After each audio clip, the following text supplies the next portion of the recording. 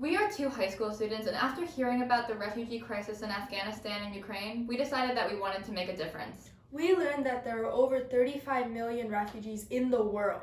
These people face extreme difficulties every day, lacking food, water, shelter, and basic resources. To start, we decided to make a difference by both educating ourselves and others about all the struggles that refugees face. Today we are talking to Zeenie Malik, who works in the community engagement section of IRIS. IRIS, which stands for Integrated Refugee and Immigrant Services. Our mission is to help refugees become independent and acclimate to their new home. So basically, as soon as they move here, IRIS helps them with a bunch of services, basically everything that they need so they can be successful in their new home. That's great. Do you have any personal experiences with some refugees? I was talking to a woman from Iraq not too long ago, and we met up, and she was just telling me how she had just graduated from college.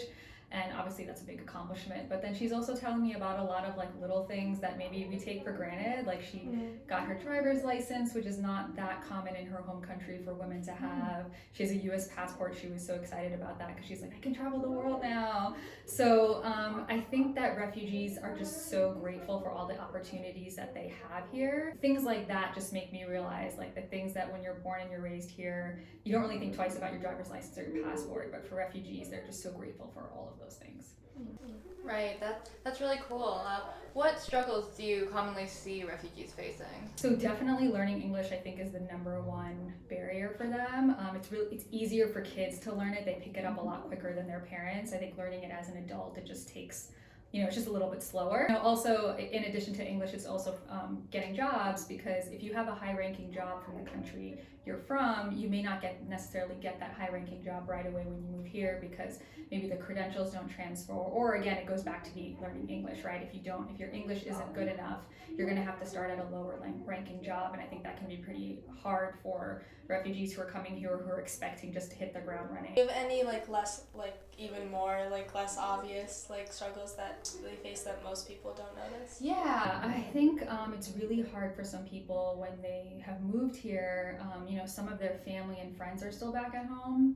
So I think dealing with that guilt, and then your family asking you for help, you've made it there, can you help bring me there as well? And also just realizing that you may never go back to your home country again. I think that can be really difficult, and just dealing with the culture shock of being here. Yeah. Right, that makes a lot of sense. So now that we know about all of these different struggles that they face, what are some ways that you would recommend that we help? Yeah, I think definitely just educating yourself on the refugee crisis is a really good place to start. And then, local organizations like IRIS or other organizations that are closer in your community, just to kind of get the education out there. I think that's really important for people to know who refugees and immigrants are, because they are part of this community. Yeah, we were really hoping to start by educating people, and this was our first action that we took. Thank you so much for taking the time to talk to us about this important topic. Of course, thank you so much, and thank you for helping spread awareness on who IRIS is and what we do and who refugees are.